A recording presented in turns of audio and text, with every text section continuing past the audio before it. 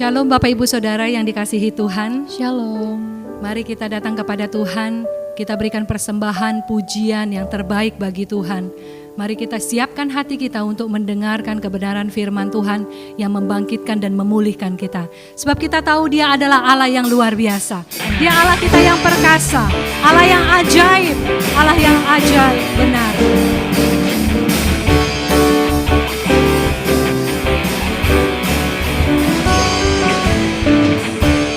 Berkuasa di bumi di surga, bertahta dalam kemuliaan. Dialah Tuhan Allah kita, namanya berkuasa, membebas umatnya. Berkuasa di bumi di surga, bertahta dalam kemuliaan. Dialah Tuhan Allah kita, namanya berkuasa, membebas umatnya.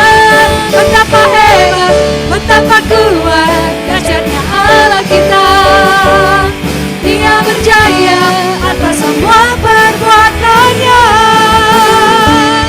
Betapa hebat, betapa kuat dahsyatnya Allah kita. Dia bernama Yesus, Raja segala raja. Betapa hebat, betapa kuat dahsyatnya Allah kita. Dia berjaya atas semua perbuatannya. Betapa hebat, betapa kuat dahsyatnya Allah kita. Dia ternama Yesus, Raja segala raja. Tuhan Allah kita, Tuhan Allah kita, Tuhan Allah kita. Haleluya Yesus. Kami percaya Roh Kudus, Kau ada di tengah-tengah kami saat ini. Engkau hadir di mana kami berada. Kami undang Engkau Roh Kudus bekerja lagi hidup kami, memulihkan kami, memulihkan kota kami, memulihkan negeri kami Tuhan. Bekerjalah, kami rindukan Engkau. Roh Kudus hadir di sini, pribadi yang menawan dan suci. Ku rindu mendekat, mengerti hatimu, berjalan dalam kehendakmu. Roh Kudus manis dan lembut, menolong yang sejati dan suci. Ku rindu mendekat, mengerti hatimu, berjalan dalam kuasa-Mu. Bekerjalah ya Roh Kudus, bertatalah lebih lagi urapan-Mu, lawatanmu. Kaulah yang ku perlu, Kau terutama di hidupku. Yesus.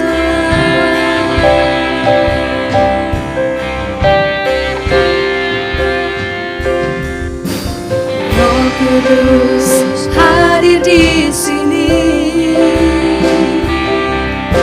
pribadi yang menawan dan suci. Ku rindu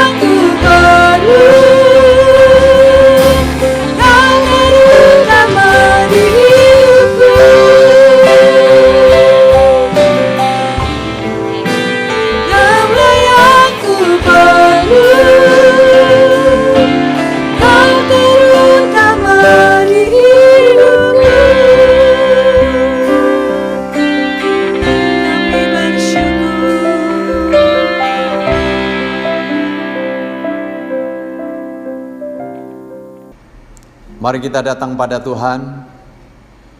Bapa di surga, kami datang padamu, naikkan syukur buat waktu yang luar biasa yang Kau beri bagi kami.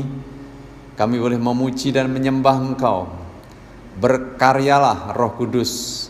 Mari Roh Kudus bekerja sama, urapi firman-Mu, urapi hamba-Mu, urapi setiap pribadi. Biar kami mengerti akan kebenaran firman-Mu, dan kami menjadi pelaku-pelaku firman-Mu. Terima kasih Tuhan. Berfirmanlah Tuhan dengan otoritas-Mu. Kami siap mendengar. Dalam nama Tuhan Yesus Kristus kami berdoa. Amin. Shalom semua. Kita bersyukur untuk waktu yang sangat baik yang Tuhan beri. Kita boleh memuji menyembah Dia, dan kembali kita akan belajar tentang misi Tuhan Yesus di atas muka bumi ini, yang juga jadi misi bagi jemaatnya, menjadi misi buat saudara dan saya, menjadi misi gerejanya. Ya, kalau minggu kemarin kita telah belajar tentang pembebasan dari kebutaan, kali ini kita akan belajar tentang pembebasan dari ketertindasan. Saudara, kembali kita baca di dalam Lukas pasal 4 ayat 18 sampai 19.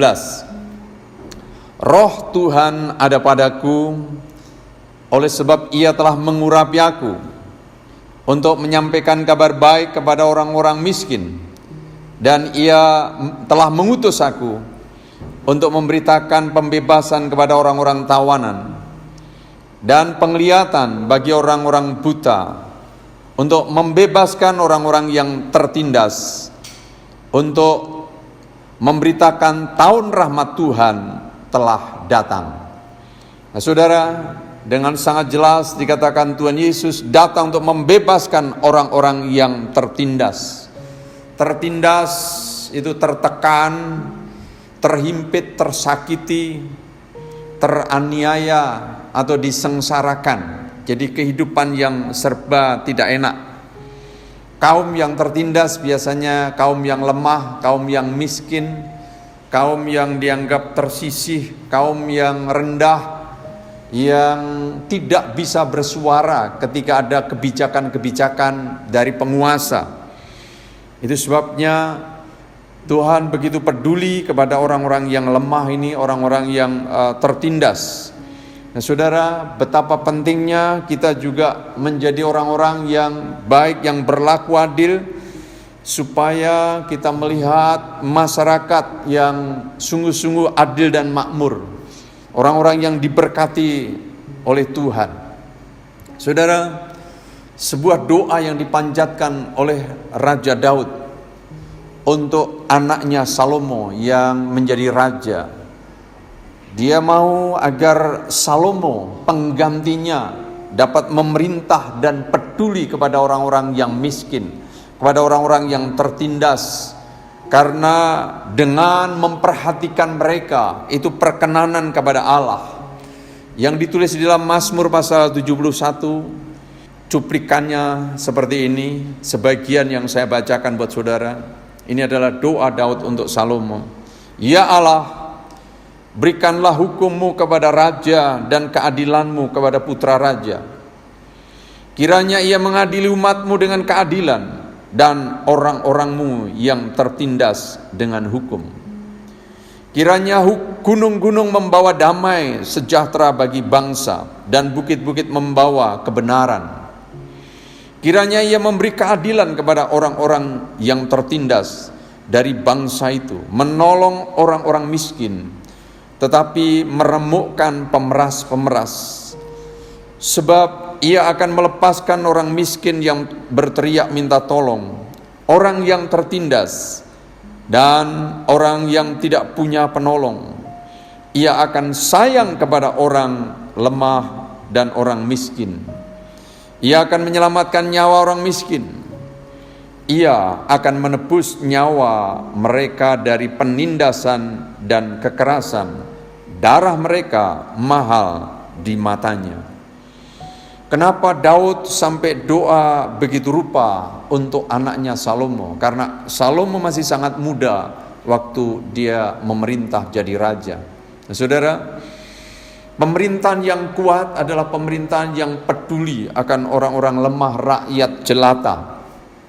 Itu sebabnya Raja Daud berdoa memohon kepada Tuhan agar Salomo penggantinya peduli kepada orang-orang miskin, kepada orang-orang yang tertindas, supaya kerajaannya menjadi kerajaan yang kokoh. Ketika saudara dan saya peduli juga kepada orang-orang yang tertindas, maka saudara dan saya akan dibuat kokoh karena Tuhan peduli akan mereka. Kedatangan Tuhan memperhatikan orang-orang yang lemah. Saudara, tertindas, ya. Yesus datang untuk membebaskan orang-orang tertindas. Hal-hal apa saja yang menindas orang, yang membuat tekanan-tekanan orang sehingga hidupnya tertindas. Kali ini kita akan belajar 4 hal tentang tertindas, ya. Yaitu tertindas oleh dosa yang belum diakui, tertindas oleh beban-beban yang berat, tertindas oleh perlakuan yang kejam, dan tertindas oleh aturan-aturan agamawi, ya. Tentu ada banyak penindasan-penindasan, tapi kita coba kelompokkan kepada 4 golongan yang besar ini. Ya, saudara, kita ada di mana, dan saudara kita akan perhatian di mana, biar Roh Kudus yang berbicara lebih jauh. Yang pertama tadi, tertindas oleh dosa yang belum diakui. Pemazmur dalam Mazmur 32 ayat 3-5 berkata demikian. Selama aku berdiam diri, tulang-tulangku menjadi lesu karena aku mengeluh sepanjang hari. Sebab siang malam tanganmu menekan aku dengan berat. Sumsumku menjadi kering seperti oleh teriknya musim panas. Dosaku kuberitahukan kepadamu, dan kesalahanku tidaklah kusembunyikan. Aku berkata, aku akan mengaku kepada Tuhan pelanggaran-pelanggaranku, dan Engkau mengampuni kesalahan karena dosaku. Siapapun saudara dan saya, kita adalah orang-orang berdosa. Dan kalau saudara dan saya sudah diselamatkan oleh Tuhan, itu semua kasih karunia Tuhan. Dan sekalipun kita sudah diselamatkan, bukan berarti kita tidak pernah jatuh dalam dosa lagi, ya. Kita masih mungkin jatuh dalam dosa, tapi kita bersyukur kepada Tuhan, Dia mati sekali untuk segala dosa saudara dan saya. Dosa masa lalu, dosa kini, juga dosa yang akan datang. Apa yang saudara dan saya harus perbuat? Kita belajar dari Pemazmur, dikatakan, selama aku berdiam diri, tulang-tulangku menjadi lesu, mengeluh. Tekanan yang paling berat adalah dosa yang belum kita akui, dosa yang belum kita bereskan. Ketika saudara dan saya ada dosa yang belum dibereskan, itu sesungguhnya beban yang paling berat, tindisan yang paling berat, yang menindis kehidupan saudara dan saya. Nah, saudara, tidak ada yang bisa meringankan dosa, tidak ada yang bisa mengangkat dosa kecuali Tuhan. Dan Yesus Kristus sudah mati di atas kayu salib untuk menebus dosa saudara dan saya. Bagian saudara dan saya tinggal datang kepada Dia, mencari wajahnya, mengakui apa yang kita telah perbuat. Nah, saudara, di dalam 1 Yohanes 1 ayat 9 katakan, jika kita mengaku dosa kita, maka Ia adalah setia dan adil, sehingga Ia akan mengampuni segala dosa kita dan menyucikan kita dari segala kejahatan. Nah, saudara, Tuhan itu maha tahu, Tuhan itu maha hadir, Tuhan juga maha kuasa. Tapi tidak serta-merta, saudara, kalau saudara dan saya melakukan sesuatu, terus kemudian kita tanpa pengakuan dengan sendirinya, saudara, kita juga bebas dari pelanggaran-pelanggaran itu, ya. Tuhan butuh pengakuan, Tuhan butuh kejujuran kita, Tuhan butuh komunikasi kita dengan Dia. Dan dikatakan, jika kita mengaku dosa kita, Ia setia dan adil, Ia pasti mengampuni kita dan menghapuskan, menyucikan kita dari segala kejahatan, sehingga saudara dan saya beroleh kemerdekaan. Pemazmur katakan, hidupku berbahagia sebab apa? Tuhan telah mengampuni dosa. Jadi saudara, hidup yang paling bahagia adalah hidup di dalam pengampunan, hidup di dalam penebusan yang dikerjakan di dalam Kristus Yesus Tuhan. Jadi tertindas oleh dosa yang belum diakui. Mari kita belajar rendah hati untuk kita mengakui apa-apa yang seharusnya kita akui di hadapan Tuhan. Dan Tuhan itu Allah yang setia. Dia pasti mengampuni saudara dan saya. Hal yang kedua, saudara, tertindas oleh beban berat. Setiap kita pernah mengalami punya beban yang begitu berat, beban yang begitu menyulitkan. Tuhan Yesus dalam Matius pasal 11 ayat 28 sampai 30, ini ayat yang luar biasa sekali. Marilah kepadaku semua yang letih lesu dan berbeban berat, aku akan memberi kelegaan kepadamu. Pikulah kuk yang kupasang dan belajarlah padaku, karena aku lemah lembut dan rendah hati, dan jiwamu akan mendapat ketenangan. Sebab kuk yang kupasang itu enak dan bebanku pun ringan.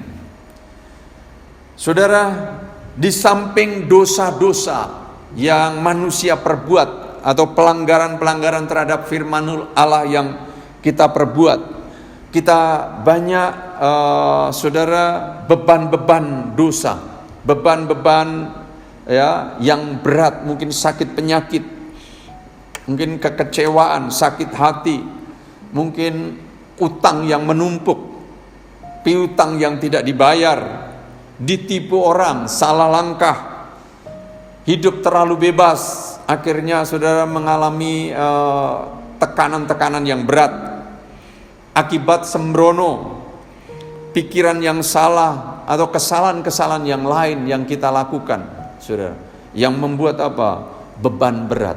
Begitu banyak orang yang hidupnya punya beban yang berat, memikul beban yang berat. Ada berita gembira, Yesus mengundang saudara dan saya. Mari, kata Tuhan, kamu yang letih lesu dan berbeban berat, aku akan memberi kelegaan kepadamu. Aku akan memberi damai, aku akan memberi kesentosaan. Dan saudara, tidak ada kelegaan, kesentosaan, damai seperti yang Tuhan beri buat saudara dan saya. Itu luar biasa sekali. Itu sebabnya saudara, beban apapun yang saudara dan saya sedang pikul, mari datang kepada Yesus, dan Dia akan melepaskan, Dia akan memberi kelegaan itu. Kemudian Dia akan memasang kuk. Apa kuk? Artinya saudara dan saya dipasang supaya saudara dan saya seperti lembu yang menarik gerobak, yang satu Yesus, yang satu saudara atau saya, supaya kita terus berjalan beriringan dengan Tuhan. Itulah Immanuel, dikatakan Allah menyertai kita. Bagaimana saudara dan saya bisa sejalan, satu kuk dengan Tuhan ketika saudara dan saya hidup di dalam ketaatan, kita hidup di dalam penyerahan, kita hidup di dalam pelayanan, kita hidup di dalam kerelaan bekerja, kita hidup di dalam penundukan diri terhadap kebenaran firman Allah, terhadap otoritas-otoritas. Dan Tuhan yang lemah lembut, Tuhan yang rendah hati akan membuat ketenangan dalam batin saudara dan saya. Dan kita akhirnya tertular sebab kita satu kuk dengan Dia. Kita juga menjadi orang yang lemah lembut. Kita juga menjadi orang yang rendah hati. Tuhan rindu saudara dan saya tidak memikul beban yang dari dunia, yang membuat kita berat, yang membuat kita stres, yang membuat kita tertekan, tapi dibebaskan dari tindisan itu, dibebaskan dari segala tekanan itu. Kemudian kita dipasang kuk, kemudian saudara, kita dikasih beban yang baru.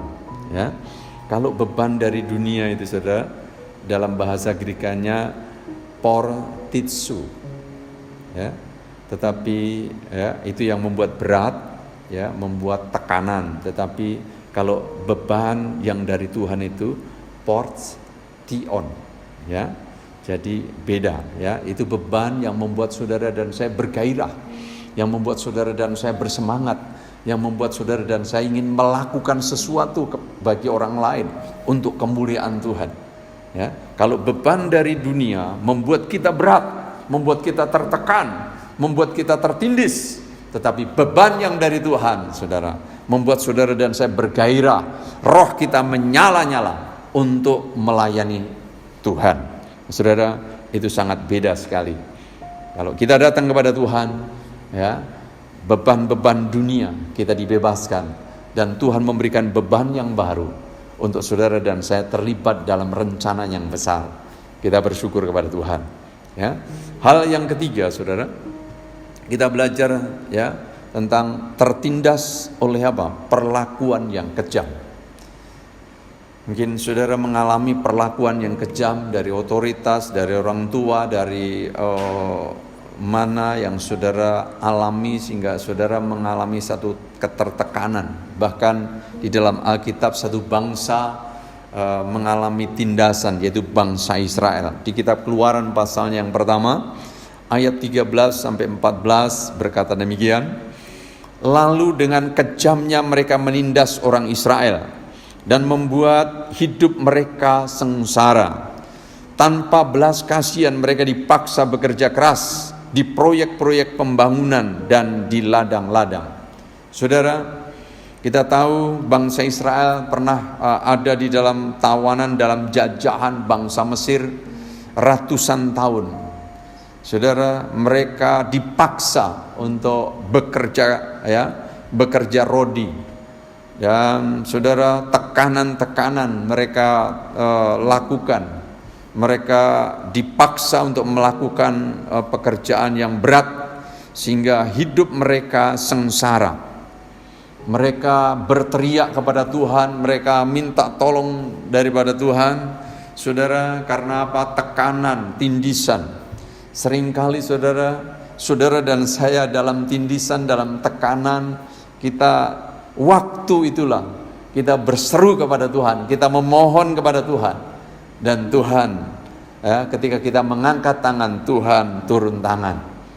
Kita belajar, saudara, ya. Terus saudara, di dalam kesesakan mereka, di dalam kekejaman yang mereka alami, Tuhan mengutus Musa. Dikatakan di dalam kitab Keluaran pasal 3 ayat 9-10, sekarang seruan orang Israel telah sampai kepadaku, kata Tuhan. Juga telah kulihat betapa kerasnya orang Mesir menindas mereka. Jadi sekarang pergilah, aku mengutus engkau kepada Fir'aun untuk membawa umatku, orang Israel, keluar dari Mesir. Saudara, begitu banyak orang tertindas juga hari-hari ini. Saudara, Tuhan berfirman kepada saudara dan saya, kepada jemaat Tuhan, kepada gerejanya, agar saudara dan saya diutus, saudara, untuk apa? Melepaskan mereka yang tertindas. Kala itu Musa diutus untuk apa? Untuk melepaskan Israel dari tindasan Mesir. Saudara, begitu berat tekanan itu, sampai-sampai saudara kita mengenal, saudara, untuk bisa keluar dari Mesir, Tuhan harus adakan 10 tulah. Baru Raja Fir'aun mengizinkan mereka keluar. Ya. Yang pertama, air menjadi darah. Pikir udah cukup itu. Orang Mesir di mana-mana airnya menjadi darah. Wah, bayangkan kalau semua air jadi darah. Mandi darah. Mau minum kopi, kopinya darah. Apa tidak menjijikkan, ya? Terus suruh doa beres, tidak mau bertobat. Yang kedua, kata ada di mana-mana, di tempat tidur, di halaman dan lain sebagainya. Musa, doa untuk aku, kata si Firaun. Doa, saudara, dan belum mau bertobat. Kemudian nyamuk, kemudian lalat pikat, kemudian sampar pada ternak, belum mau bertobat juga. Barah, belum mau bertobat. Hujan es, belalang, saudara, gelap gulita, selama 3 hari 3 malam, belum mau juga. Terakhir semua anak sulung dibunuh. Semua anak sulung Mesir dibunuh, juga binatang-binatang dibunuh. Baru saat itu melepaskan bangsa Israel keluar dari Mesir menuju tanah Kanaan. Saudara, perlakuan kejam, tindasan-tindasan, begitu banyak tindasan-tindasan. Kuasa si jahat juga telah menindas begitu banyak orang. Mari saudara, kita bangkit, kita dengar seruan ya dari Tuhan bahwa saudara dan saya diutus untuk melepaskan orang-orang yang sedang tertindas, orang-orang yang sedang tertekan, agar hidupnya dimerdekakan. Di dalam Yesus ada kemerdekaan itu, saudara. Dan saudara, yang keempat, kita belajar mereka yang tertindas oleh aturan-aturan agamawi. Secara tidak sadar, ya kita juga harus hati-hati. Saya sebagai hamba Tuhan juga harus hati-hati. Jangan sampai saya mengajar, menekankan sesuatu kepada jemaat yang saya sendiri tidak bisa lakukan, yang saya sendiri tidak mau melakukan, atau jangan-jangan itu juga tidak disuruh oleh Tuhan. Itu sebabnya kita perlu belajar bersama-sama. Kita harus membaca kebenaran firman Allah agar Tuhan menerangi setiap hidup kita, untuk kita bertumbuh, kita mengerti kebenaran firman Allah. Saudara, di dalam Lukas pasal 11 ayat 46, Tuhan Yesus berkata demikian. Dia berkata, celaka jugalah kalian, hai ahli-ahli Taurat, kalian membebani orang-orang lain dengan aturan-aturan agama yang begitu sulit diikuti. Tetapi kalian sendiri hanya berpura-pura sebagai orang baik dan sama sekali tidak berusaha mengikuti aturan-aturan itu. Saudara, hati-hati kita tentunya ya. Begitu orang lebih mengikuti aturan-aturan agamawi dan tidak mengikuti caranya Tuhan. Ya, dalam hal ini Tuhan Yesus waktu itu sedang diundang makan, saudara, dan tidak cuci tangan. Jadi rupanya itu menjadi masalah besar, tidak cuci tangan, karena saudara, tradisi harus mencuci tangan. Saudara, tidak ada ditulis dalam Alkitab kita ya harus nyuci tangan ya. Jadi kembali tradisi diperdebatkan begitu rupa, dan saya tidak tahu, mungkin juga Tuhan Yesus sengaja tidak cuci tangan ya, supaya bisa mencelikkan mata orang-orang Farisi, ahli-ahli Taurat ini, saudara, yang berpegang begitu rupa kepada adat istiadat ya. Jadi aturan-aturan agama telah menyulitkan manusia, telah menyulitkan orang untuk masuk di dalam kerajaan Allah, telah menyulitkan orang untuk mengenal kebenaran, saudara. Jangan sampai saudara dan saya yang sudah percaya Yesus sebagai Tuhan, saudara dan saya jadi penghalang. Karena apa? Aturan-aturan agamawi ya. Jadi mari ya, saya rindu juga menemukan sesimpel mungkin mengenal Tuhan ya. Tuhan itu sangat simpel. Percaya dalam hati, mengaku dengan mulut bahwa Yesus Kristus adalah Tuhan. Saat ini juga saudara selamat. Simbol saudara keselamatan itu. Dan Tuhan memberikan talenta-talenta, karunia-karunia dalam kehidupan saudara dan saya, biar kita kembangkan, dan Tuhan mau kita pakai untuk memuliakan Dia. Ya, sesudah kita diselamatkan, mari kita beribadah dengan cara yang benar, dengan cara hormat, saudara. Kita menyembah, memuliakan Dia. Ya, jangan lebih menitik beratkan aturan-aturan agamawi yang menindas, yang menekan. Saya harapkan jemaat Tuhan tidak ada yang tertindas oleh aturan-aturan gereja, aturan-aturan yang dibuat ya oleh manusia. Tetapi mari kita mencintai firman Tuhan, menjadi pelaku firman Allah, dan menyenangkan Firman Tuhan katakan tidak ada yang berat. Ya, Tuhan tidak mungkin menyuruh saudara dan saya yang tidak kuat, saudara. Karena Tuhan tahu kemampuan saudara dan saya. Mari kita cintai firman Tuhan, cintai Tuhan. Ketika saudara dan saya cintakan Tuhan, perintahnya tidak ada yang berat. Amin, saudara. Jadi kita bersyukur buat Allah yang luar biasa. Paulus katakan di dalam Efesus pasal 2 ayat 15, hukum agama Yahudi dengan perintah-perintah dan peraturan-peraturannya sudah dihapuskan oleh Kristus, supaya dua bangsa itu menjadi satu bangsa manusia baru yang bersatu dengan Dia. Dengan cara itulah Kristus mengadakan pendamaian. Saudara,